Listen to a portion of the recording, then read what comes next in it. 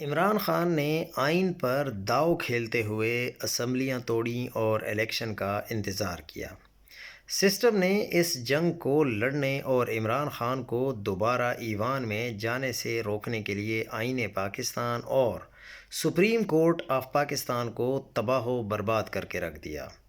ہر اس آئینی شق کو ختم کیا گیا جو بنیادی انسانی حقوق کا تحفظ فراہم کرتی ہے۔ پاکستان کی تاریخ میں پہلی بار عورتوں اور بچوں تک کو نہ بخشا گیا۔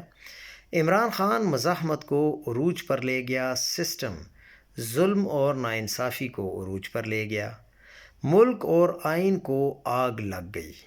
سسٹم اپنے آپ کو عمران خان اور عوام سے اس قدر غیر محفوظ سمجھتا ہے کہ آج 3 سال ہونے کو آئے ہیں لیکن پھر بھی ترامیم کا سلسلہ ختم نہیں ہو رہا۔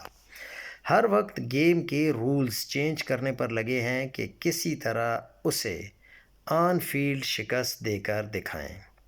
اس ساری لڑائی میں جنہوں نے جو کردار ادا کیے ہیں وہ سب کے سامنے ہیں اور پاکستانی عوام کبھی بھی یہ بات بھولے گی نہیں۔